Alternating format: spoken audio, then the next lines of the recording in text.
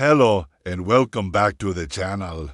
Today, we're diving into one of the most emotional, hilarious, and long overdue moments in music history, David Letterman inducting his dear friend, the legendary Warren Zevon, into the Rock and Roll Hall of Fame. This wasn't just another speech, it was the culmination of a decades-long friendship, a public promise kept, and a powerful testament to a unique artistic genius. So grab your popcorn, maybe a sandwich, and let's get into it. The connection between Letterman and Zevon is iconic.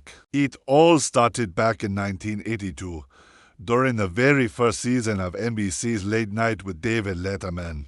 Dave brought Warren on as a guest, and a fast friendship was born. Over the years, Zevon became a regular fixture on the show, even after Letterman moved to CBS for The Late Show. He wasn't just a guest who played a song and left, he became part of the show's fabric. He even filled in as the bandleader whenever Paul Shaffer was away. Imagine that. One of the greatest songwriters of his generation, just casually leading the band on a late-night talk show. In his induction speech, Letterman recalled this with genuine affection.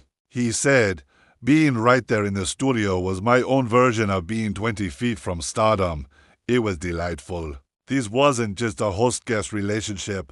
It was two kindred spirits who genuinely enjoyed each other's company. Their on-air chemistry was electric, a mix of dry wit, mutual respect, and a shared appreciation for the absurd. Letterman gave Zevon a national stage, and Zevon gave Letterman's show an edge and a musical depth that was unparalleled. So, when the time came for Zevon's posthumous induction, there was truly no one else who could have done it, and Letterman, in his classic self-deprecating style, made sure to bring the humor right from the start. He shared that he'd spoken with Warren's son, Jordan, to ask if there was anything specific he wanted mentioned. Jordan gave him 3 points. The first, "I want you to mention that when Warren was a kid, he studied with Igor Stravinsky." Letterman, never missing a beat, deadpan to the audience, "Okay, Igor Stravinsky, by the way, when I was a kid,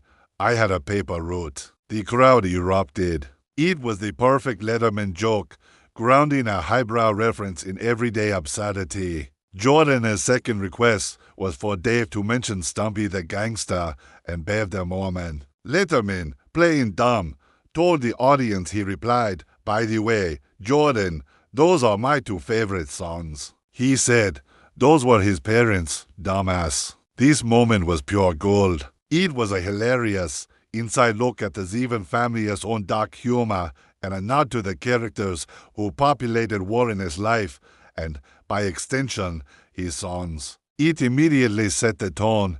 This wasn't going to be a stuffy, formal speech. It was going to be a tribute from a friend who truly knew the man, warts and all. But the speech wasn't all jokes. Letterman seamlessly transitioned to a heartfelt appreciation of Zevon's incredible talent. He praised his friend's poetry and the sheer breadth of his songwriting. Dave put it perfectly. Ask any of Warren's peers, Bruce Springsteen, Don Henley, Jackson Browne, Bob Dylan, hell, ask Igor Stravinsky. Warren Zevon is in my Rock and Roll Hall of Fame. Actually, his own wing. This was a powerful statement. He was placing Zevon not just among the greats, but in a category all his own, endorsed by the very artists who define the genre. Letterman then brilliantly broke down Zevon's musical catalog into 3 distinct and very Zevon-esque categories. The first was global and personal strife. He cited songs like Rollin' the Headless Thompson Gunner, A Wild Tale of a Mercenary Ghost, the darkly satirical Excitable Boy, and their rock and roll anthem I'll Sleep When I'm Dead. These songs showcase Zevon's ability to tell cinematic stories filled with violence, political commentary, and a cynical worldview, all set to incredibly catchy tunes. He wasn't just writing songs, he was creating entire worlds populated by fascinating, often dangerous, characters. The second category was love songs. But of course, Zevon's love songs were never simple or saccharine. Letterman mentioned Mutineer, Reconsider Me, and Searching for a Heart. These are songs of deep longing, regret, and vulnerability. They reveal the tender, broken heart beating beneath the cynical exterior. Mutineer, in particular, is a masterpiece of maritime metaphor, a plea for salvation from a man lost at sea in his own life. It is a testament to Zevon's poetic depth that he could make a song about mutiny feel like the most profound love song you've ever heard. And finally, the third category, as only Letterman could put it, was Songs About Werewolves. He said, "This is about a werewolf in London," and the audience immediately knew what he meant, letting out howls for Zevon's most famous hit,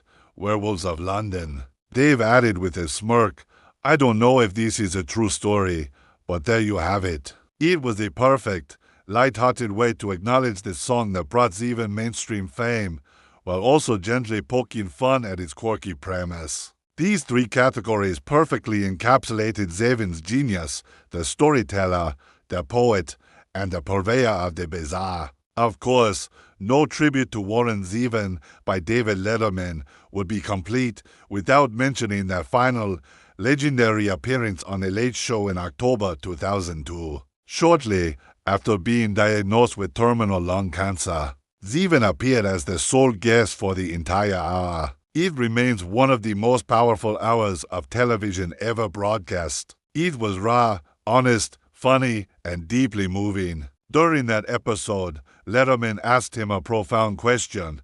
What did he know now, after his diagnosis, that he wished he'd known before? Zevon's answer has since become immortal. He said, "You're reminded to enjoy every sandwich." It was such a simple, perfect, and profoundly Zevon-like piece of wisdom. Don't wait for the grand moments.